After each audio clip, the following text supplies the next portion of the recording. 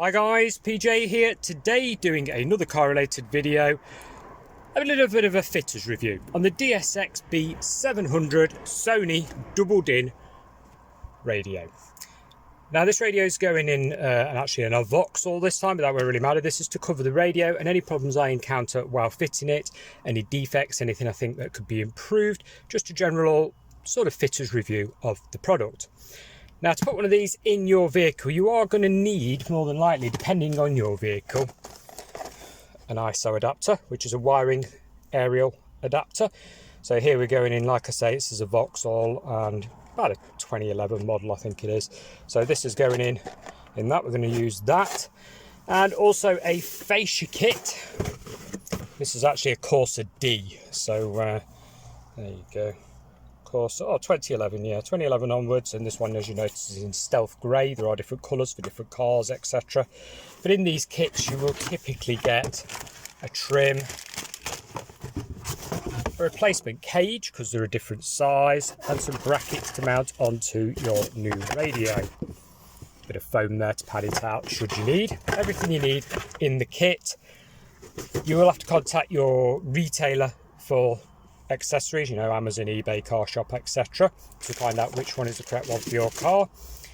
Let's open this up and have a look what we get in the box.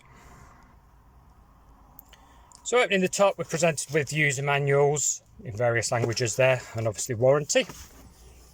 Plastic frame there for the radio if you're using the original cage that comes with the radio.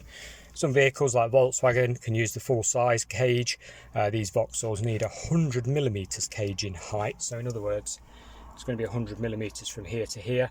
There's also a 103 and a 110, different sizes. Let's pop this open. Now, being a Sony, I would expect this to be high quality, not like some of the lower quality radios you get. Some of the ones that you get that just say Android, etc. Sometimes the cages have razor sharp edges, so when you're fitting it, you normally end up cutting your finger or whatever. These are all really high quality, no problem. Well packaged.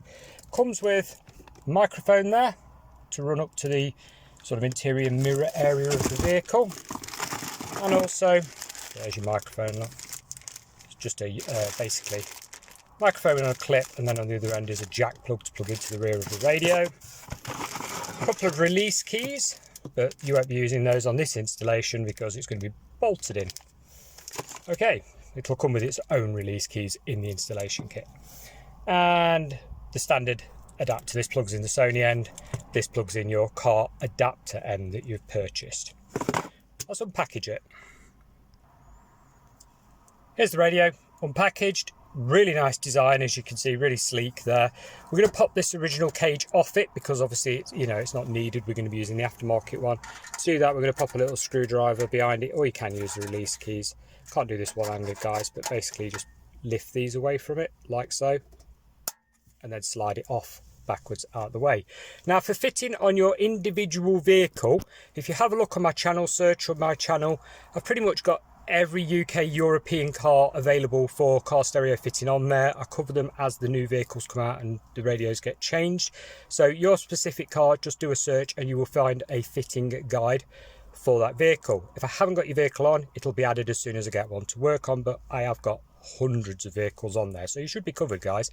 What I'm going to do now is start plugging this in, look for any problems, show you the connectors on the back, etc. when we've got the original car radio out.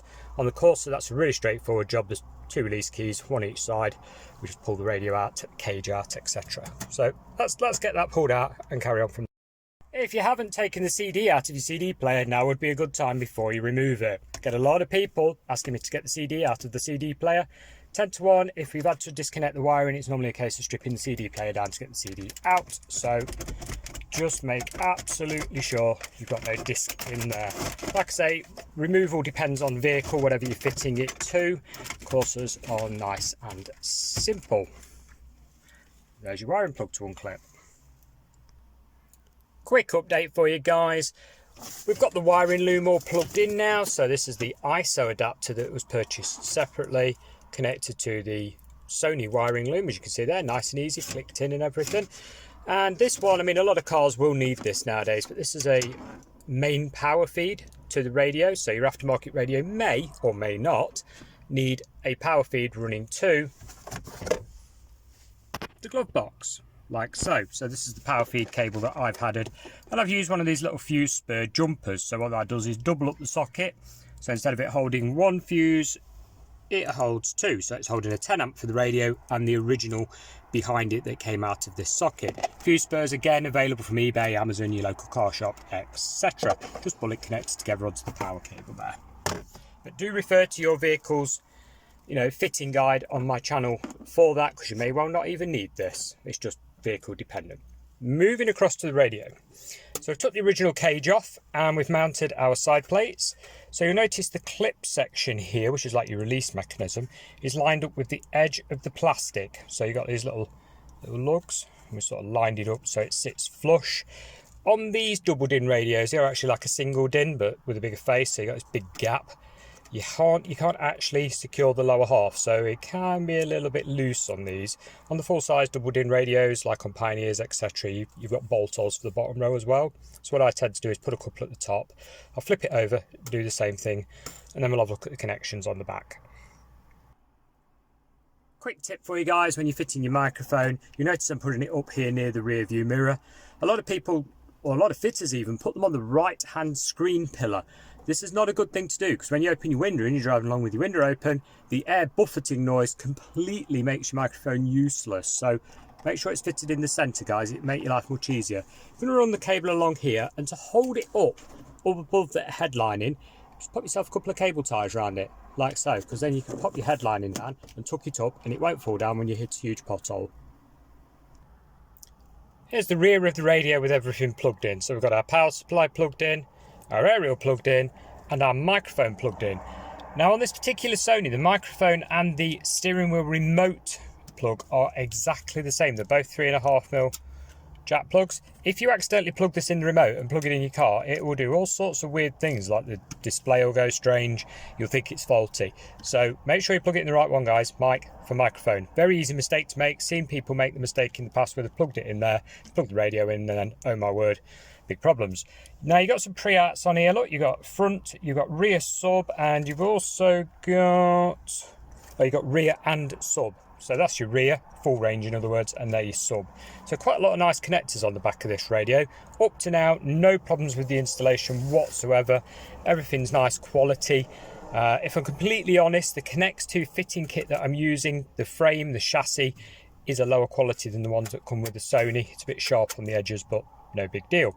So let's get this slid in and see how it looks when it's switched on.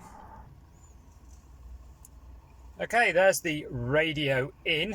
Could really do with the sun not shining on it quite as much, but hey ho.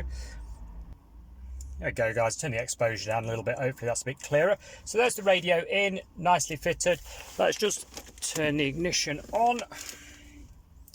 And there we go, lighting up orange. Now you can change the colour on these. It's under C colour.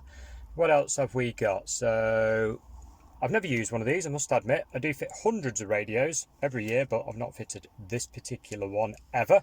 Now, I can't play any music on it because YouTube will throw a copyright strike at me, and that wouldn't be any good, so I've got to turn it down.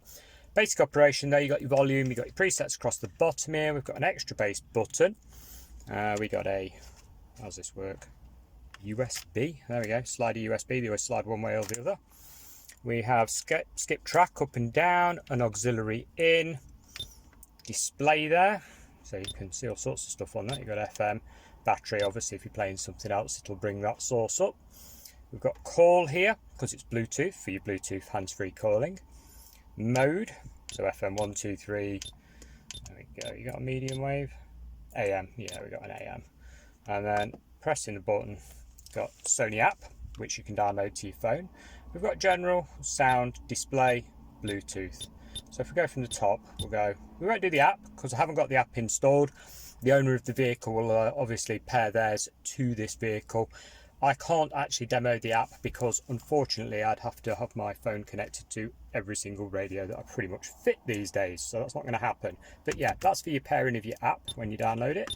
Into general, we've got demo, which you would want off, because otherwise the screen's going to do loads of flickery things. We've got BTM, there you go, red there, look. Oh no, let's go back in. Orange. You see the lights changing, guys? We're on yellow now. Green. Yeah, pretty good. Okay, go back into general. What else have we got? Clock set, beep on and off. Yeah, I think I'd turn that one off. Auto on and off for your stations, USB autoplay if something's plugged in, on and off, AFTA traffic announcements on and off, regional on and off for your radio. Okay, so let's go back, pressing the back button. We have sound. Okay, we've got EQ presets and you've got a high pass filter. So if you're running components, your high pass filter frequency there can be dialed in. There's your EQ presets. We've got R&B, rock, pop, hip-hop, EDM, jazz, soul, country, karaoke, and a custom one, which you can do yourself.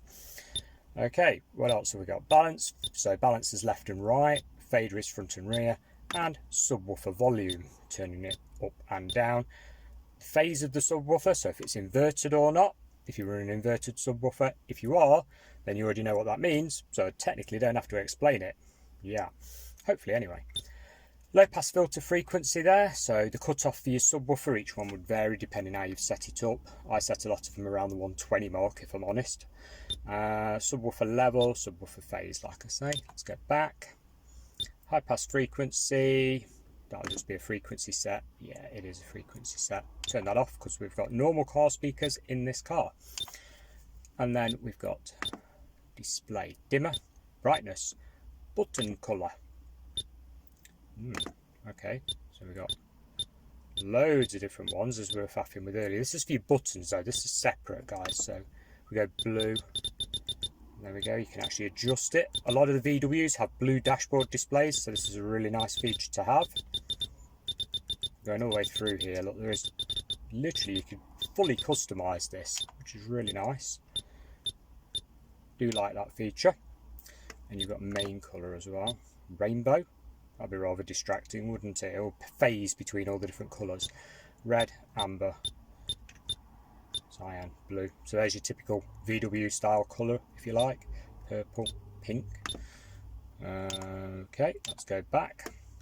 Your Bluetooth button for pairing to your phone.